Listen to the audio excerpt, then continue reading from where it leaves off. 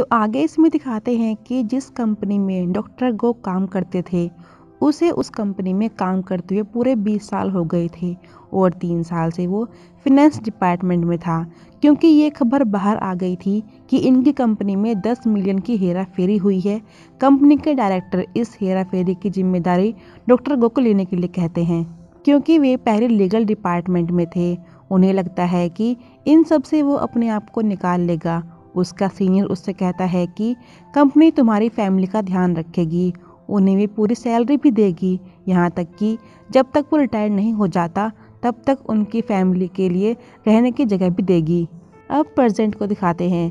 Cell में doctor गो की हालत ठीक नहीं होती, उसके पेट में दर्द होना शुरू हो गया था। फिर ऑफिसर पांग उसे डॉक्टर के पास लेकर जाते हैं। वो उनसे कहता है कि अब वो बिल्कुल ठीक है, इतना दर्द वो सह सकता है।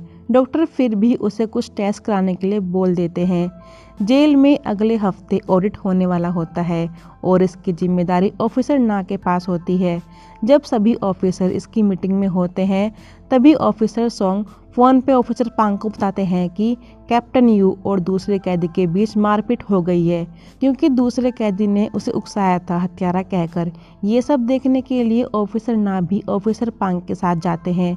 जब वे दोनों वहाँ पहुँचते हैं तो वे दोनों लड़ रहे थे। ऑफिसर ना दोनों को शांत रहने के लिए कहते हैं, नहीं तो उन्हें सैग में डाल देंगे, या फिर जिस सेल में वे अभी रहते हैं उन्हें उसमें से निकालकर किसी और सेल में डाल देंगे।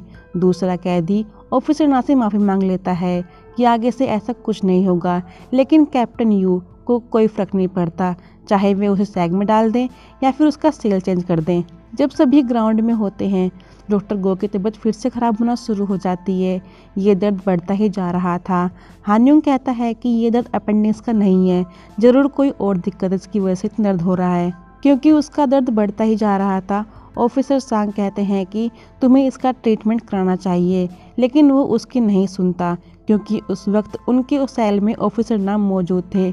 उन्हें लग रहा था कि शायद वो दर्द का बहाना कर रहा है। मिंचोल उनसे रिक्वेस्ट भी करता है कि वे डॉक्टर गो को एक बार हॉस्पिटल भेज दें। ऑफिसर ना कहते हैं कि अगर इस सेल के सभी कैदी डॉक्टर गो की मेडिकल विजिट की अपील के लिए लेटर लिख देंगे तो ही वे हॉस्पिटल जाने की परमिशन देंगे।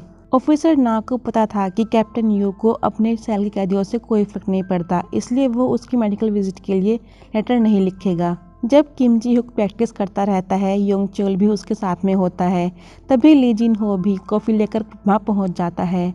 जब योंग चोल चला जाता है तब ली जिन हो उससे कहता है कि तुम पहले जैसे नहीं रहे, अब तुम लोगों के साथ घुलने मिलने लगे हो, ऐसा तुमने क्या किया है सबके साथ। किम जी हुक कहता है कि मैंने कुछ नहीं किया, ये सब अपने आप हो रहा है। जब वो अपनी बेसबॉल फेंकता है तो ली जिन हो काफ़ी खुश होता है, क्योंकि अब वो पहले से बेहतर खेल रहा था। लेकिन जब किम जी हुक काफ़ी दूरी से बेसबॉल फेंकता है तो उसका एक भी निशाना नहीं लगता, और कई बार बेसबॉल फेंकने पर लास्ट में उसका निशाना लग जाता है।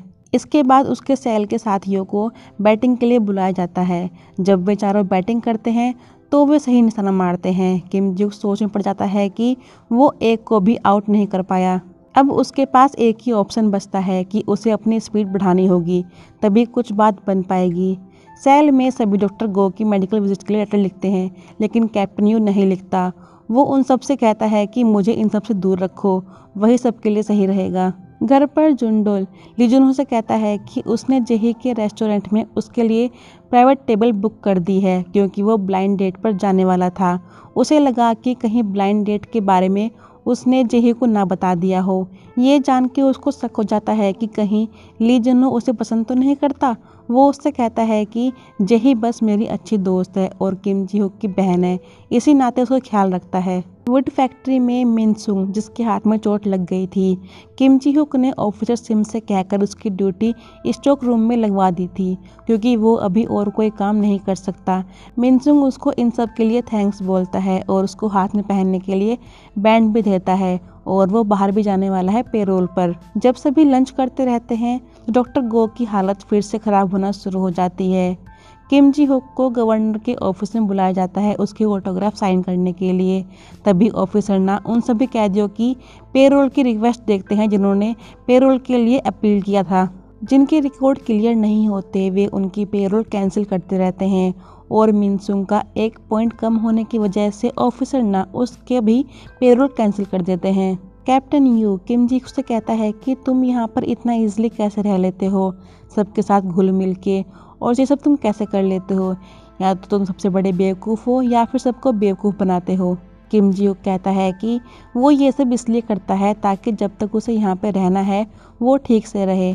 वो भी कैप्टन यू की तरह हर दिन फ्रस्ट्रेट होता है, उसे भी यहाँ पे रहना अच्छा नहीं लगता, लेकिन अगर वे ऐसे घुलेंगे मिलेंगे नहीं तो यहाँ पे सरवाइव नहीं कर पाएंगे। वो उससे कहता है कि अगर तुम्हें यहाँ पे टिके रहना है तो तुम्हें भी गुस्से को कंट्रोल करना होगा, नहीं तो तुम यहाँ पे नहीं रह पाओगे।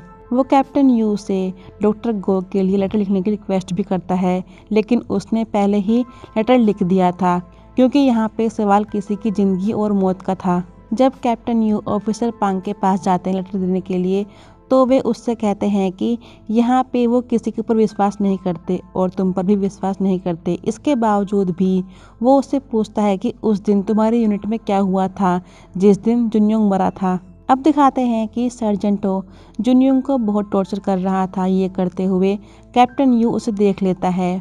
वो उन सब के ऊपर काफ़ी गुस्सा भी करता है और उनकी शिकायत सीनियर से भी करता है, लेकिन सीनियर्स उसकी शिकायत को सीरियस नहीं लेते और ऊपर से जुनयोंग को ही तरीके से रहने के लिए कहते हैं।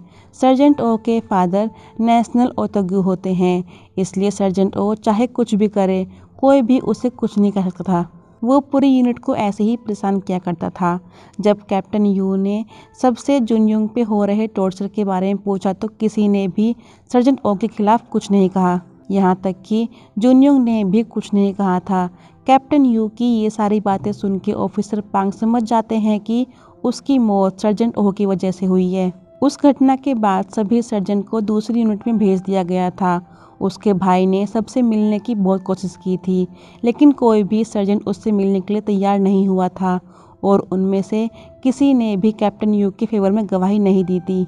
इसके बाद दिखाते हैं कि जब डॉक्टर गो का चेकअप होता है, डॉक्टर उन्हें बताते हैं कि उनकी किडनी में स्टोन है, इसलिए उनको इतना दर्द हो रहा है।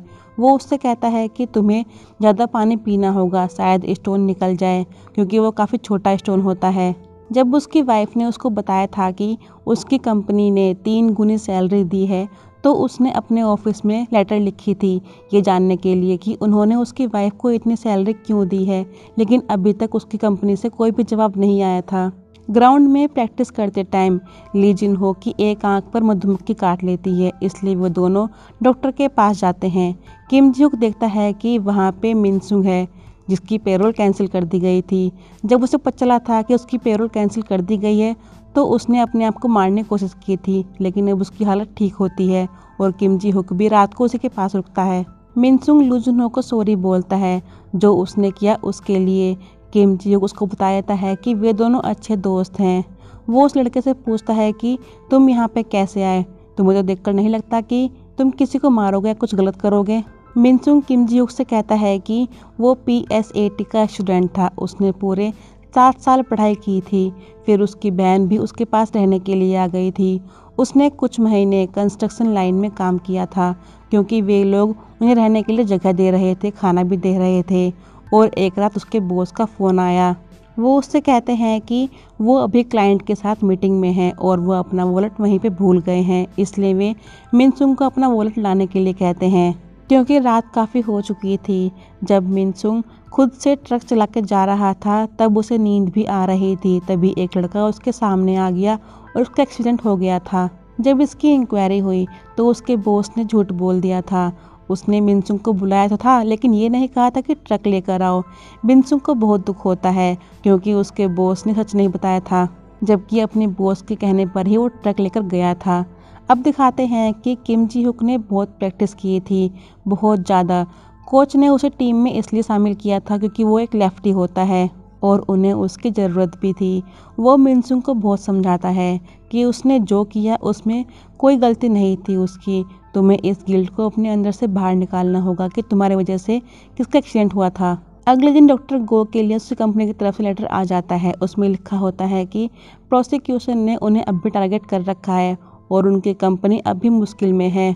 और वे चाहते हैं कि इस बार भी डॉक्टर गो ही इन सब की जिम्मेदारी ले ताकि उनकी कंपनी इन सब से निकल सके। डॉक्टर गो जानता था कि वे सब उसका इस्तेमाल कर रहे हैं, लेकिन वो तब भी शांत होता है। तभी उसका दर्द और बढ़ना शुरू हो जाता है। ऑफिसर पांग उसकी तबीयत को देखकर डॉक्टर से कहते हैं कि आप उसका इलाज ठीक से क्यों नहीं कर रहे, ऐसे तो वो दर्द में ही मर जाएगा। डॉक्टर उससे कहता है कि स्टोन को सिर्फ लेजर के थ्रू ही तोड़ के निकाल सकते हैं, और डॉक्टर ऐसा ही करते हैं। वे उसके स्टोन को निकाल देते हैं, लेकिन वो काफ़ी दुखी भी होता है अपनी कंपनी की वजह से। इधर किम जी हुक ली जुन हो से मिनसुंग का पेपर मंगाता है। अगर उसे एक बार ऑफिसर ना ने चेक कर लिया तो हो सकता है कि वे उसके पॉइंट बढ़ा दें और उसे पेरोल मिल जाए। किम जी हुक ऑफिसर ना से रिक्वेस्ट करते हैं ताकि वो एक बार मिनसुंग के पेपर को चेक कर लें। ऑडिट की वजह से वो काफ़ी बिजी भी होता है। इसके बावजूद भी किम जी हुक उनसे सिर्फ 10 मिनट मांगता है पेपर को चेक कराने के लिए। उधर जुनटोल ली जुनहो से कहता है कि वो लड़की जिसके साथ ब्लाइंड डेट पर ली जुनहो जाने वाला था, वो जुनटोल को पसंद करती है। उसने उसे कहा था कि वो सिर्फ उसके साथ ही डेट पर जाएगी, और वो भी उसको पसंद करता है। इसके बाद ली जुनहो जेही के साथ टाइम स्पेंड करता है, क्योंकि वो उसी रेस्टोरेंट में था।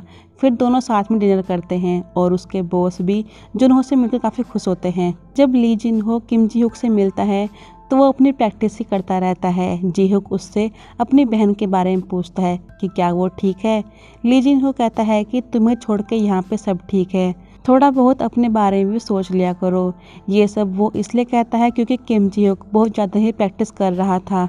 इसके बाद वो जेहो के बारे में सोचता है और उन सब पलों को याद करता है जिसमें जेहो उसके साथ में थी, और जब जेहो ने उसे डेट करने के लिए कहा था। इधर कैप्टन यू का भाई उसकी यूनिट में जाता है ताकि वो कॉर्पोरल चॉय से मिल सके। उसे वहाँ पूरा दिन हो जाता है उसका इंतज़ार करते हुए। शाम को जब ड्यूटी ख़त्म हो जाती है, कॉर्पोरल चॉय उससे मिलने आता है। वो उसे बताता है कि जो एंट्री रिकॉर्ड उसे मिला था वो उसी रात का होता है जिस रात जुनयोंग की डेथ हुई थी, क्योंकि वो रिकॉर्ड उसी ने उसको भेजा था। और यहीं पे ये एपिसोड ख़त्म होता है। तो मिलेंगे इसके नेक्स्ट एपिसोड की वीडियो में, तब तक बने रहिए हमारे साथ। Thank you.